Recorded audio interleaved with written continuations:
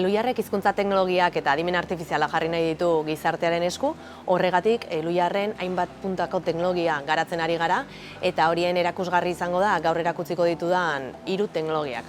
Alde batetik itzulpen automatikoko sistema bat erakutsiko dut, Elia izena duena. Beste alde batetik aditu izeneko hizketa ezagutzailea erakutsiko dizuet eta azkenik TTS erakutsiko dizuet, hau da testua ahots bihurtzen duen sistema. Beraz, lehenengoarekin joango gara. Hau Elia da, Eluiarren itzultzaile automatikoa, adimen artifizialean oinarritutakoa eta elean hiztuna. Proba bat egingo dugu eta horretarako itzultzailera joango gara. Bertan ikusten dugun moduan ezkerraldean testu kutxa txiki bat daukagu. Bertan itzuli nahi dugun testua itxatsiko genuke eta eskuinaldean daukaguna da itzulpena jasotzeko izango dugun kutxa. Beraz, hemen testu bat itzuliko dut, aurrez kopiatuta daukadan testu bat itxatsiko dut bertan, eta modu automatikoan jatorrizko hizkuntza euskara dela detektatu du eta gaztelaniara egin du itzulpena.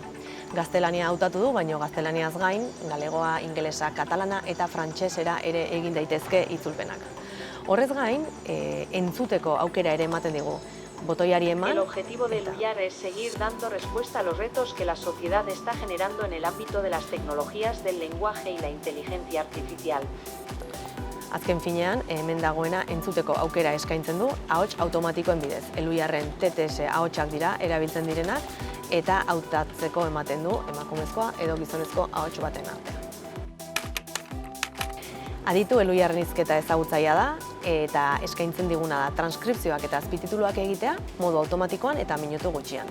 Proba bat egingo dugu eta horretarako jatorrizko fitxategi bat behar dugu, oinarri bat behar dugu, izan daiteke fitxategi bat, gailuko fitxategi bat, edo izan daiteke esteka bidez sartzen dugun fitxategi bat, hainbat webgune edo zerbitzutatik ekar daitekeena. Guk kasu honetan gailuko fitxategi batekin egingo dugu proba. Kasu honetan, Eluiarren Teknopolis saioak 25. urteurrenaren harira egindako laburpen bideo batekin egingo dugu proba. Euskaraz dagoela adierazi behar izan dut, bai, gure ikusentzunezkoa prozesatuko dugun ikusentzunezkoa euskaraz dago, hori da adierazi behar diodana sistemari, eta berehala igoko du zerbitzarira fitxategia eta horren prozesamendua hasiko da. Dagoeneko prozesatzen ari da, fitxategien zerrendara joateko eskatzen digu plataformak eta hemen ikusten dugu nola transkripzioa edo ahotsetik testura prozesu hori egiteko bidea egiten ari den.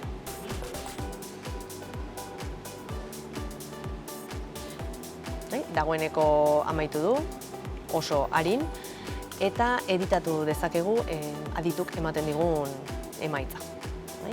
Azken finean, transkripzio hauek, sortu dien transkripzio hauek automatikoak dira, azpititulu bihurtu dituenak, eta honen gainean nahi beste edizio egin dezakegu, horretarako dauka edizio pantalla aurreratu hau.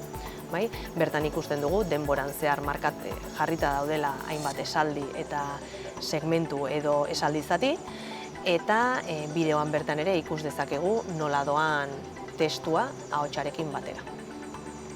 Mugitu aldaketak egin ditzakegu, mugitu ditzakegu kutsatxoak, egokitu dezakegu esaldi bat. Nahi izan ez gero, horiek itzultzeko aukera ere eskaintzen digun Elia itzultzaile automatikoaren bitartez. Hainbat hizkuntzatara ematen digu aukera, itzulpen hori egiteko, gaztelania, frantsesa, ingelesa, katalana eta galegoa. TTS neuronala Eluiarren TTS sistema da, hau da, hizketa sintesiko sistema. Testua ahots bihurtzen duen sistema da, ahots automatikoak dira, eta norbaitek irakurriko balu bezala entzuten da. Beraz, testua sor dezakegu adibidez hementxe, proba egiteko. Hemen idaz dezaket adimen artifizialari buruz hizketan ari gara, eta hemen hizkuntza aukeratu dezaket, berriz ere ze hizkuntzekin egiten dugu topo, eta ahots bat aukeratu behar dut, emakumezkoa edo gizonezkoa, hainbat ditugu aukeratzeko. Adimen artifizialari buruz hizketan ari gara, entzun dezagun automatikoki zer esaten duen. Adimen artifizialari buruz hizketan ari gara.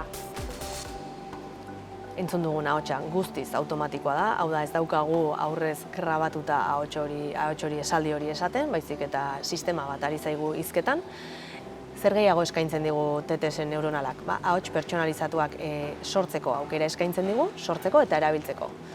Nola pertsona bati aurrez grabaketa batzuk egin eta sistema berri bat sor dezakegu, ahots hori imitatzen duena. Pertsona horren ahotsa imitatuko du eta hori erabil dezakegu hainbat testu irakurtzeko.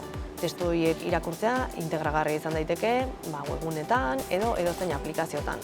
Eta interesgarria da hainbat kontutarako, adibidez, markak indartzeko edo erakundearekin identifikatzen dugun ahots bat delako.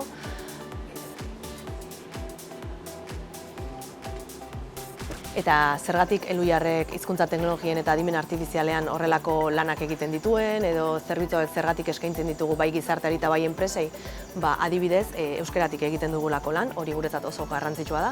Eta bestalde, erraldoi teknologikoek adimen artifizialean duten kuota ikusita eta gure egunerokoan zenbat sartzen diren ikusita, Elhuyarrek autua egin du haiek egiten ez duten bezala datuak ondo erabiltzeko, erabiltzaileak behar dituzten babes guztiak izan ditzaten eta errespetuzko datuen erabilera errespetuzko bat egiteko. Eta hemendik aurrera Elhuyarren jarraituko dugu punta-puntako teknologiak gizartearen eta enpresen esku jartzen, ikusten dugulako aurrerapauso bakoitza oso garrantzitsua dela arlo honetan.